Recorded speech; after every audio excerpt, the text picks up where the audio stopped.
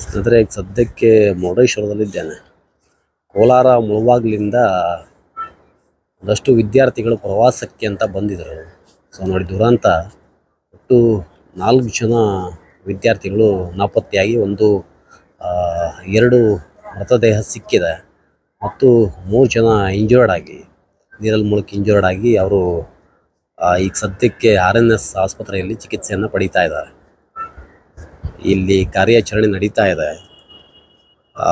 ಈಗಷ್ಟೇ ಸುದ್ದಿ ಬಂತು, ಇಲ್ಲಿ ಮೃತದೇಹಗಳು ಸಿಕ್ಕಿದೆ, ಬೋಟಲ್ಲಿದೆ ಅಂತ ಸುದ್ದಿ ಬಂದಿದೆ. ಬೋಟು ಈಚೆಗೆ ಬರ್ತಾ ಇದೆ ನೋಡಿ. ಅದಕ್ಕೆ ನಿಜವಾಗ್ಲೂ ಇಲ್ಲಿ ದೊಡ್ಡ ಮಟ್ಟದ ಲೈಫ್ ಗಾರ್ಡ್ಗಳಾಗಲಿ ಅಥವಾ ಸೆಕ್ಯೂರಿಟಿ ಆಗಲಿ ಟೈಟ್ ಆಗಿರೋದು ಇಲ್ಲ. ಮತ್ತು ಪ್ರವಾಸಕ್ಕಂತ ಬಂದವರು ಹೆಚ್ಚಾಗಿ ಇಲ್ಲಿಯ ಲೈಫ್ ಗಾರ್ಡ್ಗಳ ಮೇಲೆ ಅವರು ಪ್ರಶ್ನೆ ಮಾಡಿದಾಗ, ಮುಂದೆ ಬೈ ಚಾನ್ಸ್ ಏನಾದರೂ ಅವರು ನೀರಲ್ಲಿ ಮುಂದೆ ಹೋಗ್ತಿರುವಾಗ ಪ್ರಶ್ನೆ ಮಾಡಿದಾಗ ಅವ್ರ ಮೈ ಮೇಲೆ ಬರುವಂಥ ಒಂದು ಸಿಚುವೇಶನ್ ನಾವು ಡೈಲಿ ಇಲ್ಲಿ ಕಾಣ್ತೀವಿ. ಹೊರಗಿಂದ ಬಂದವ್ರಿಗೆ ಇಲ್ಲಿಯ ಸಮುದ್ರದ ವೇರಿಯೇಷನ್ಗಳು ಗೊತ್ತಾಗಲ್ಲ. ಆದರೂ ಕೂಡ ಅವರು ಇಲ್ಲಿ ನೀರಲ್ಲಿ ಇಳಿದು ಹತ್ತಿರದಲ್ಲೇ ಈಜಾಡೋದು ಬಿಟ್ಟು ತುಂಬ ದೂರಕ್ಕೆ ಹೋಗುವಂಥ ಪ್ರಯತ್ನ ಮಾಡ್ತಾರೆ.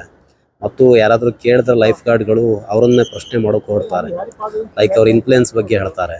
ನಮ್ಗೆ ಈ ಥರ ತಾವು ಇಲ್ಲಿಂದ ಬಂದಿದ್ದು, ಈ ಥರ ಇನ್ಫ್ಲುಯೆನ್ಸ್ ಇದೆ ನಮಗೆ, ಆ ಥರದ್ದೆಲ್ಲ ಮಾತಾಡ್ತಾರೆ ಇಲ್ಲಿ ಪ್ರವಾಸಕ್ಕಂತ ಬಂದವರು.